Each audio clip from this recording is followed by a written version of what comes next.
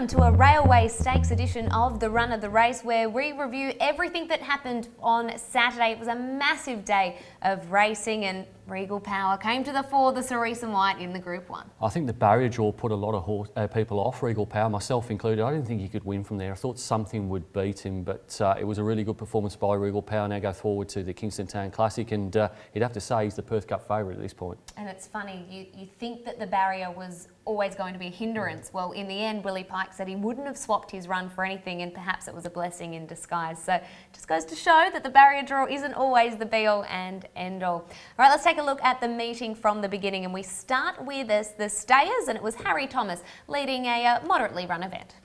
When they go by the 600, Harry Thomas will bring them to the home corner by a length over Ombudsman. Now they're about to lift up the tempo. Brothers Keeper down on the inside, heeled up by Turner. Pike pulled out 3 deep. Jet Affair. Warwick went forward around them with Here Comes Lenny. Royal Strata's off the rail, double digit. Dark Prospect last of all. They're into the home straight. Harry Thomas with a kick on it at the 250. 2 lengths clear. Jet Affair. Here Comes Lenny starting to wind up down the outside. Harry Thomas the leader. Jet Affair gets within about a length. Here Comes Lenny, can't get to them. Double digit runs on. Harry Thomas is digging in though. It's Harry Thomas fighting tooth and nail. Harry Thomas all the way. Well, there was probably a small question mark on Harry Thomas over the 1800 going into the race, but when he was able to get it pretty comfortably in front, he was able to run the journey out. Yeah, good performance by Harry Thomas. He's been a bit of a non-winner in the past, but he's now won 2 of his last 3. Both of his 1800 metre runs have rated very similarly with punting form, and his ratings are clearly better over the 1600, so he doesn't make a follow here.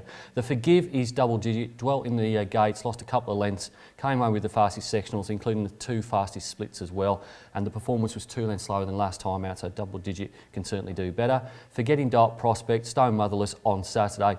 It is his home track, but he just doesn't seem to like the joint, and I don't want to follow any horse out of this race. Just simply for the graphic, we'll put Ombudsman up. I think third up over more ground could possibly improve, but I think this is a race to forget.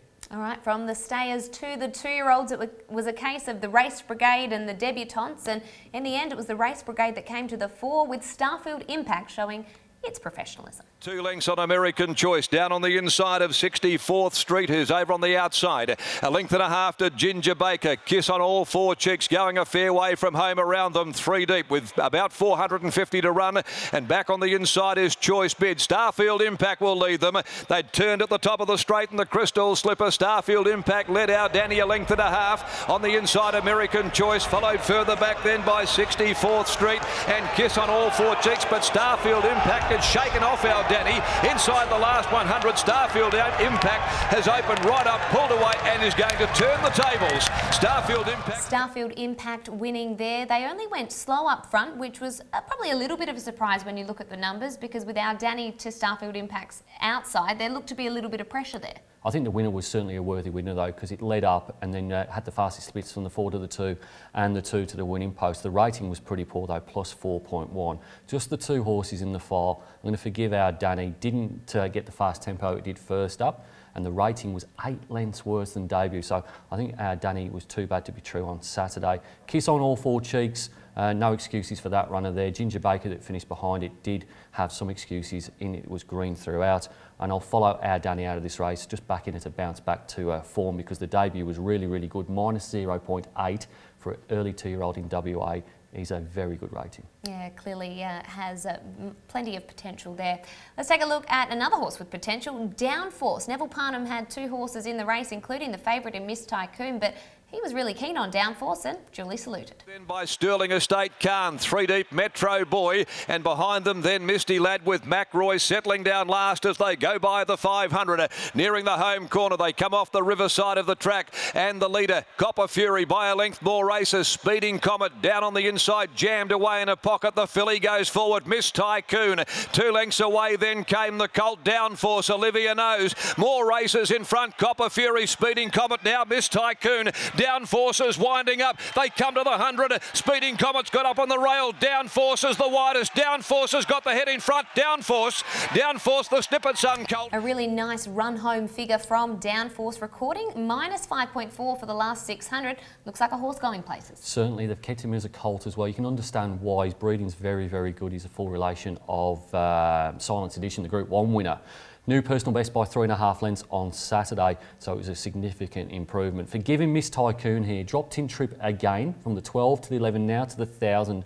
Okay late sectionals, but the PB was over 1,100 metres, and maybe with a faster tempo and a little bit further, she would have been better suited. Forgetting Khan, he won his One Metro win race here on his debut in WA, but none of his ratings, including that win, were better than benchmark. In fact, he hasn't run better than benchmark since the 2017 Silver Slipper in Sydney. And clearly the follow horse's downforce, they clearly rate him, hence the fact that he's still entire and he's still yet to miss the placings from any of his 5 starts. Clearly a horse to follow. Another one who certainly is a horse to follow is Massimo. Take a look at him winning the Placid Arts Stakes. Being covered by high range as they go by the 550. Back in the clear then, Laver Rod. Nakovi's going to need a little bit of luck from down on the inside. She's searching for inside runs. Obstination comes off around them 3 wide, and Stella Dawes back last on the point of the home corner, and Zeeble given its head. Races clear by 2. Massimo, Laver Rod, Boomtastic pushing up near the fence. Nakovi still 2 or 3 lengths behind those. Zeeble collared by Laver Rod. Pike goes to work though on Massimo. Nakovi runs on. It's Massimo on the inside of Laver Rod. Laver Rod and Massimo. Pike hands and heels lifting Massimo. Massimo too good for Laver Rod. Big performance by Massimo, recording a figure of -6. It's very, very good. Certainly is. He's won his last 3 now. His last 2 have both rated better than -6. And significantly, he's 4 from 4 when the tempo has not been slow. So we always said that this horse could elevate when he was in better classes of races.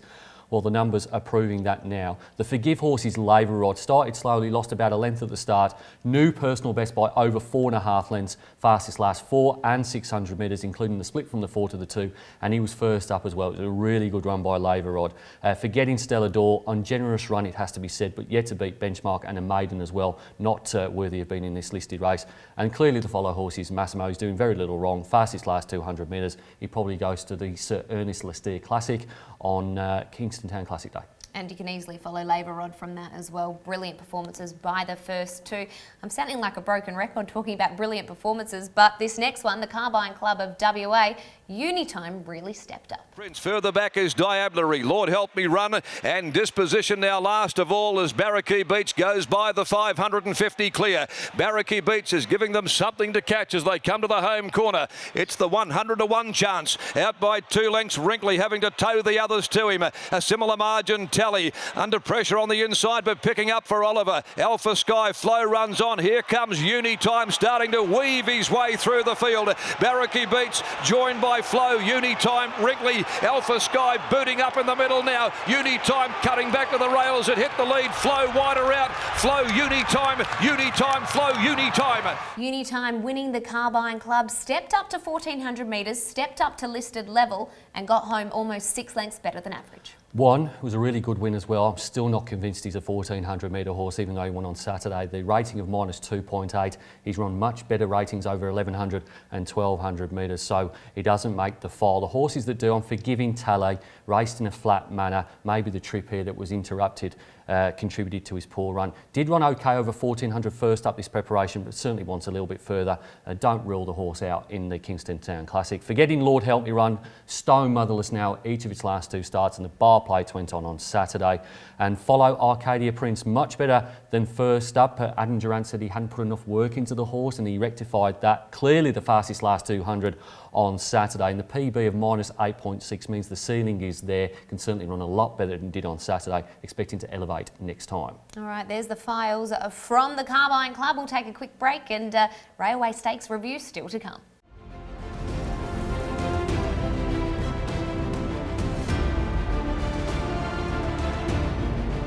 Buy a 3-day Tab Touch Masters General Admission Pass for just $50 and go in the draw to win a Nissan 370Z sports car powered by Curran.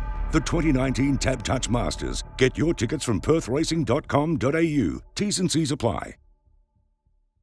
Welcome back to the run of the race, where it is time to review the Jungle Miss Classic, and what a performance this was. Electric Light, she'd been running slashing sectionals home at her last couple outings, up to 1,200 metres on Saturday, and she's got home -9.5 for her last 600. Take a look. Machine, then Electric Light at the 650, back on the rail, Princess Zelda, My Lena, Bell My Pago, second last and wide out, and back on the rails last of all is Midnight Sky. Putting the 450 behind them, the Baldy Face mare Snow Chino guides them around the corner. Market Ruler going up now, making a run at her with McEdith in the middle, and down on the inside, Dance Music presented with a beautiful inside run, and back behind them, Beautiful Mind. Here comes Electric Light down the extreme outside with her run at the 150. Parliament shot, Dance Music to the lead, Beautiful Mind and Electric Light cutting it out. It's Electric Light. Electric Light grabs the lead. Electric Light, too good, brilliant win. Electric Light doing what Electric Light does best and flashing home. Who makes the files? She does. She certainly does. She's the follow horse out of this race. She's now 7 from 9 over 1,200 metres. Fastest sectionals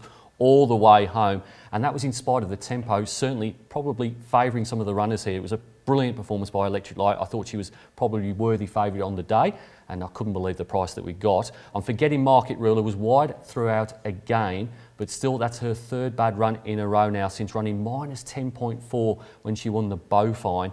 And I will forgive Electric Light here. Unsuitable tempo, threw its head up at the start, lost a couple of lengths as well, came home quite well, just needs a little bit further.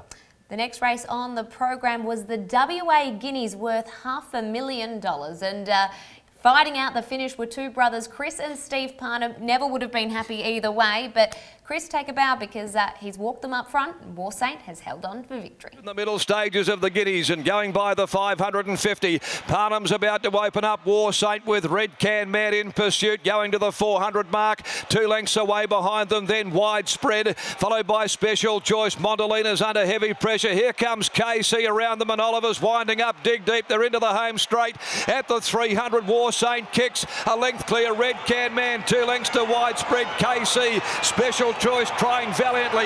War Saint responding down to the 100 from Red Can Man. KC, she's climbing over the top of them. KC, War Saint, KC lunging. Oh boy, they hit it. War Saint takes out the WA Guineas by the narrowest of margins, but I think we need to hone in here on the early 600 figure.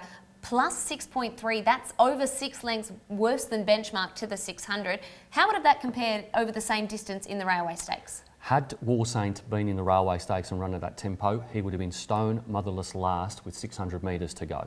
So that really suggests just how slow they were able to get it up front. What does that mean for the files? He's the forget horse for mine. I think Chris Parnham will get 5% of the winnings. I think he should get 55%. It was a brilliant ride, and the ride run in the race. Third slowest last 200 metres. As we mentioned before, would have been last in the Railway with 600 metres to go. The horse that was last in the Railway was Tell 'Em We're Coming, and War Saint came home considerably slower than Tell 'Em We're Coming. So it was a fantastic ride, but War Saint is the forget horse. The Forgive is Superstorm, held up in the straight until 200 metres. Fastest last 200 metres, not only of the race, but of the meeting, and got closer to KC than when they previously clashed in August. The clear follow horse is KC here, really ought to have won. Third fastest last 2, 4 and 600 metres, including the splits as well.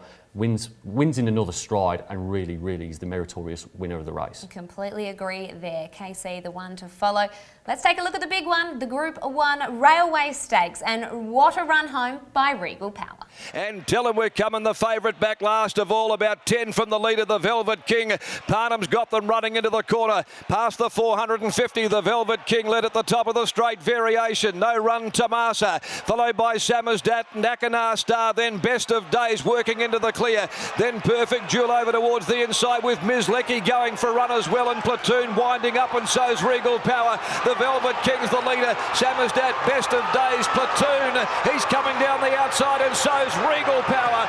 Regal Power levels up, grabs the lead. It's Regal Power. Regal Power. The tempo was on up front, but it was Regal Power's final 600 that saw him record an overall figure of -8 to win the Railway. Yeah, fastest sectionals all the way home, including the splits from the 4 to the 2 and the 2 to the winning post. His PB is -8.2, so he was just off that. We'll come back to Regal Power. We'll forgive Tamasa here, return lame in the near 4. It's actually its best WA run, certainly from a ratings perspective, and it was probably a little bit too far. I thought Tamasa did okay in the circumstances. Forgetting Variation, this horse has had plenty of issues. He's probably heading to the retirement paddock now, finished 13th in the Railway.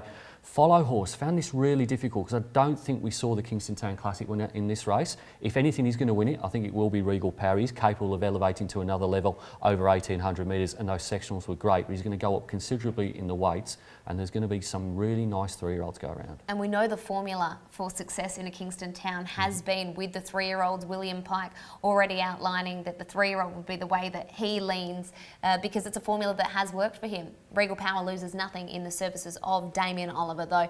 That's a review of the railway as we look forward to the Kingston Town. There was still one race to go on the program, and this one was taken out by Caracapo. Publisher 3 deep, Shady Grey near the rail, then Caracapo. Brown's got it under a lot of duress back in the field with Hoboken, Trade Talk and Settlers Creek. At the 400, Prevailing Winds will set sail for the judge. Comes around the corner, led the way, Black Sabbath second, then 2 lengths, Beat the Devil and Rebel Yell. Minus looks further out, Red Publisher, Caracapo trying to bullock his way into the clear. Prevailing Winds the leader, tackled by Black Sabbath and Rebel Yell, but here comes Caracapo. Caracapo and Rebel Yell inside the last 100. They draw on equal terms. Caracapo gets to the lead though, pulls away late Caracapo. Well, everything that could have gone wrong early went wrong. Caracapo missed the kick and had to resort to what was probably not even plan B, plan C.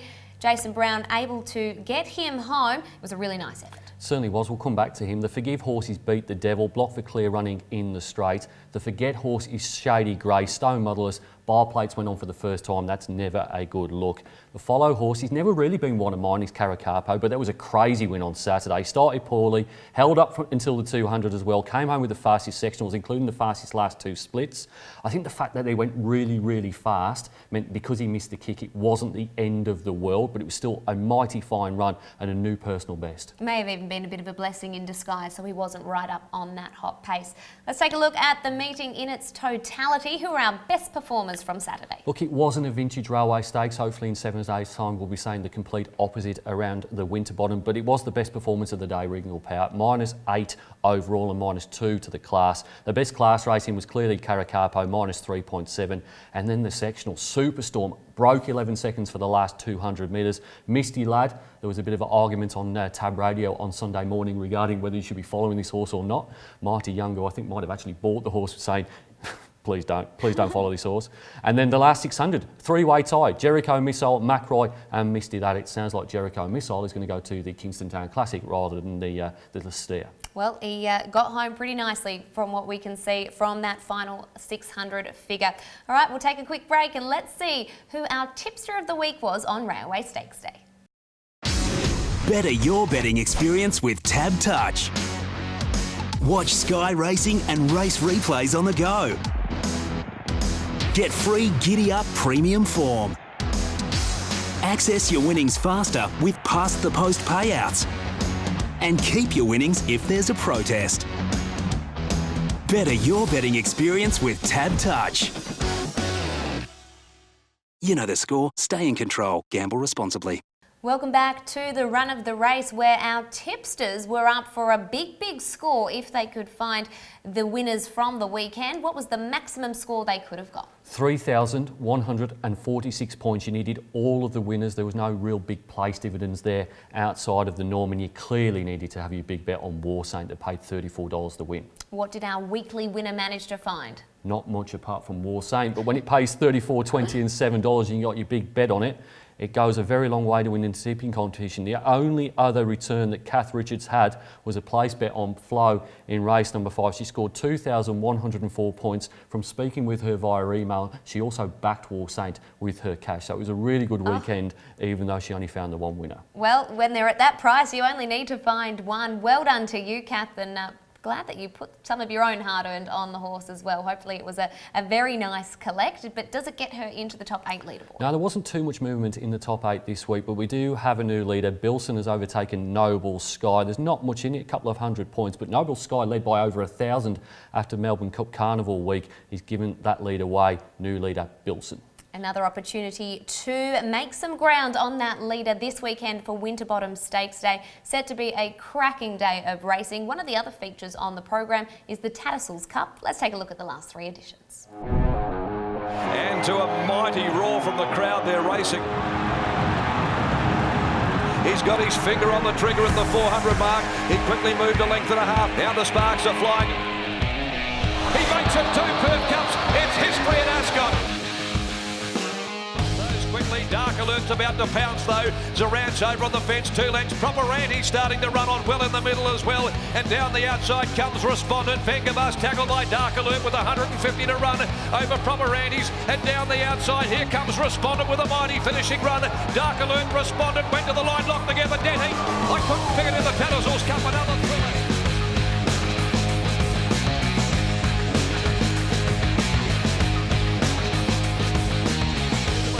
At the 300 from Shindamani. Falcon Crest down the outside as White goes to work.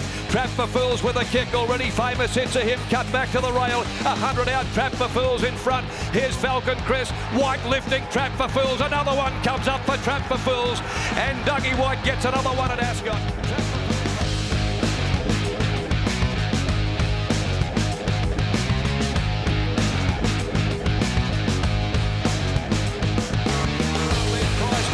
They booted 2 in front from Salon de Chevelle, and it's a hit by Fair Beauty. And here comes Mississippi Delta. At the 150, and Pike releases the brakes, and Mississippi Delta stormed up, grabbed them, put pay to them. Down the outside, First Affair, Blue Tracer, but Mississippi Delta comes away with an effortless win. Mississippi Delta, hoping the Tats come from Blue Tracer.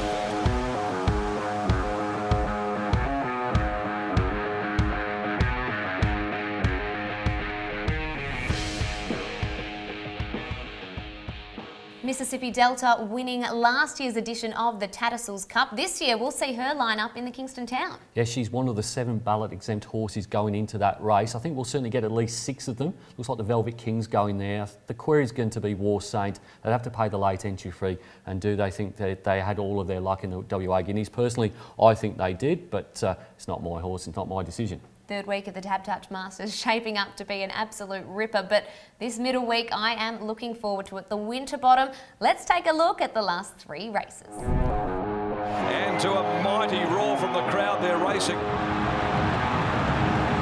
He's got his finger on the trigger at the 400 mark. He quickly moved a length and a half. Now the sparks are flying. He makes it 2 Perth Cups. It's history at Ascot. In the home straight though, Scheidel headed for home. Here comes the Colossus, takedown though with his run. Oliver went to work, the great mare, Scheidel back on familiar ground, the leader. Takedown keeps coming, a run on the inside for Malaguera. Scheidel, takedown closing it, takedown and Scheidel go to the line. Give it to takedown, it's a touchdown in the winner.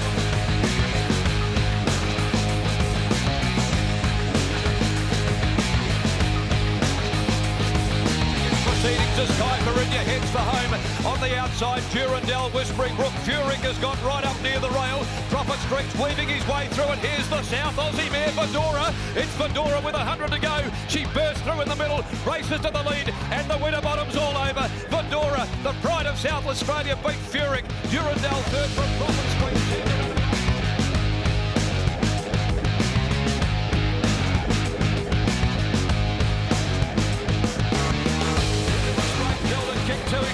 Ashlaw down the outside, looming very quickly, and down the outside is Malaguer, and here's Enticing Star as well. Ashlaw at the 150, Enticing Star joins it, and now joining it is Voodoo Lad. It's Voodoo Lad.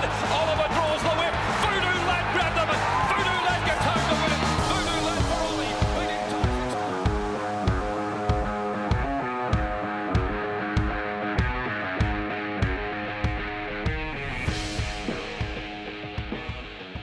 Well, as you can see by the package, the race has been dominated by the visitors. And Mark, you must be really impressed with the East Coast representation for this year's Winterbottom. Yeah, as far as the East Coast is concerned, I think this is our best race, and it's been shown in recent times as well. The last 4 have been won by East Coasters. The one we didn't see on the package was Buffering. We almost got in her time, so we almost got 8 here. As it turned out, we got 7, including a Kiwi horse in Endless Drama, who's got Cox Plate form lines around the likes of Tiaco Shark. So it looks like a cracking rendition of it. I cannot wait for this Saturday, Winterbottom Stakes Day.